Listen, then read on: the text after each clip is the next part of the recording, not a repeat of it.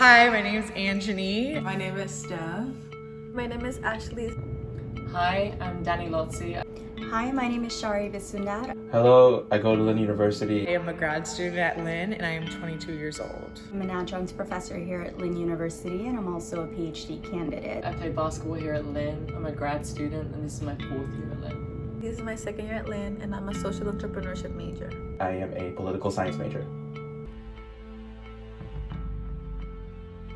When I was 20, I was raped. I was 16. I was sexually assaulted. When I was 10 years old, I was assaulted. I was 22 when I was sexually assaulted. I was 13 years old and one of my friends, my cousin's friends said to me, "You're jailbait."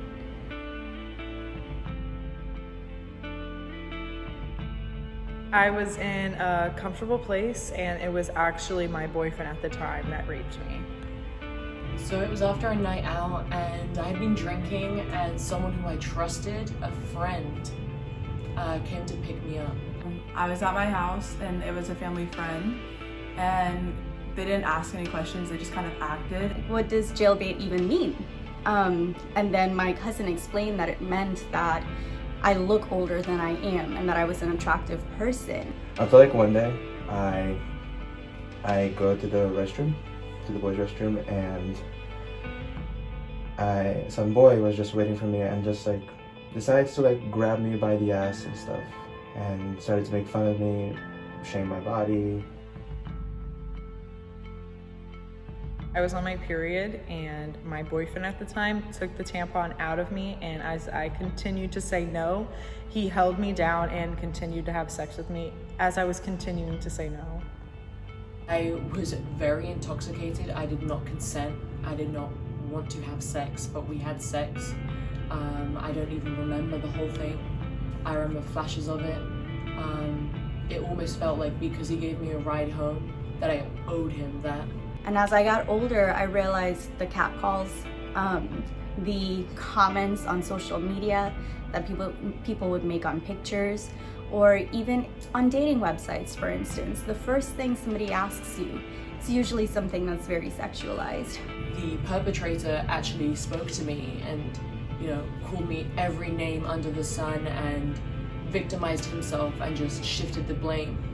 And I think that was the hardest thing for me, not even the incident itself, but just the aftermath of it. And it was deeply, deeply traumatic to have a so-called friend, someone that I trusted, do that to me.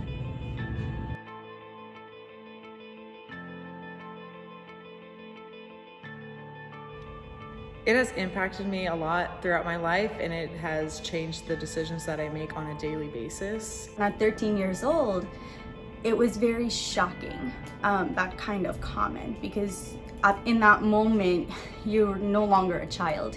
You're robbed of your innocence and your naivety. I felt really disgusting afterwards. I was made to feel as though I had made it up and that my feelings weren't valid. Assault, abuse, it all happens in various stages to various degrees, and it erodes a little bit of you through every step of the process.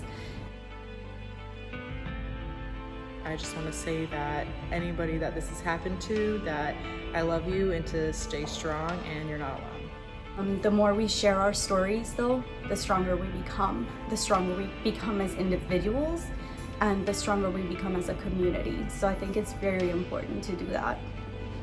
The biggest thing I wanted to say is that if you choose to report it, it is up to you. Do not feel pressure from anyone. I think a lot of people feel like rape and sexual assault has to happen a certain type of way in order for it to be valid, but all of it is valid, no matter whether you were assaulted, whether you were harassed verbally, it is valid. It gets better, take it day by day, and you're not alone. I know it seems impossible at the moment, but at some point in life, you're gonna go back in your lifetime and see that this does not define you and it's not your fault, and whatever happened to you does not make you who you are, rather how you take it and how you move forward. So to anyone who went through this, or to any gay males that went through this, I suggest you call the Trevor hotline, or if you don't want to talk to someone, you could do Trevor text, and just reach out for help because it's important. If you want to talk about it, talking helps. If you want to seek therapy, that helps too. think a really big part of it is shifting the narrative and knowing that you are not at fault and that you did not deserve what happened to you, and just being kind to yourself as you get through this.